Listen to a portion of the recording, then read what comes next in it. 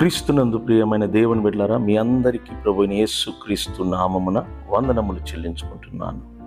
మొట్టమొదటిగా మీ అందరికీ క్రిస్మస్ శుభాకాంక్షలు మా కుటుంబము తరపున, మా సంఘ బిడ్డల తరపున మీ అందరికీ నేను సంతోషపూర్వకంగా తెలియచేసుకుంటున్నాను. ప్రియులరా, 2000 సంవత్సరానికి ముందు యేసుక్రీస్తు ఈ లోకములో నరుడుగా జన్మించాడు. ఎందుకు తెలిసిన? మనలను పాపము నుండి రక్షించి, పాపము వలన దేవునికి దూరమైన మానవ జాతిని దేవునికి సమీపస్తులుగా చేసి, ఆ దేవునికి కుమారులుగాను వారసులుగాను చేసి ఆయన రాజ్యమును ఏలుబడి చేయుటకే యేసుక్రీస్తు ఈ లోకమునకు మానవుడిగా అవతరించాడు. కాబట్టి ప్రియులరా, ఆయన నీ పాపముల కొరకు మరణించాడు. నీ శాపములను, నీ రోగములను, నీ బలహీనతలను సిలువ మీద మోసి తన రక్తము ద్వారా నీ పాపమును నీలో నుండి పరిపూర్ణంగా తీసివేసి నీ మనస్సాక్షిని కడిగి తన రక్తము ద్వారా దేవునితో నిన్ను సమాధానపరచుటకే ఈ లోకానికి ఆయన దిగి వచ్చాడు.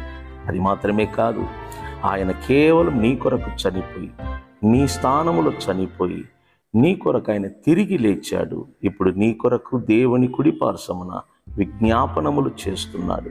తిరిగి నీ కొరకు రానై ఉన్నాడు. ఎందుకు తెలిసిన? తానుండు స్థలములలో మీరును ఉండులాగున మనలను తీసుకొని వెళ్ళుటకు ఆయన తిరిగి రానై ఉన్నాడు. ఇప్పుడు యేసయ్య రాకడ దినములలో మనము జీవిస్తున్నాం.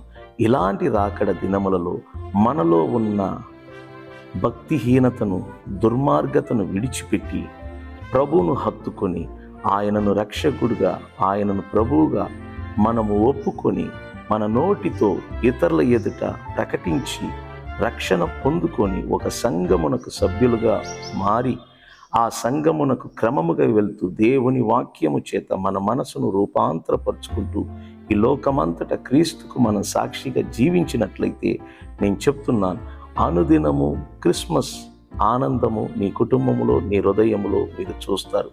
క్రిస్మస్ అనేది ఒక పండగ కాదు, క్రీస్తును ఆరాధించుటకు ఏర్పాటు చేసిన ఒక దినము.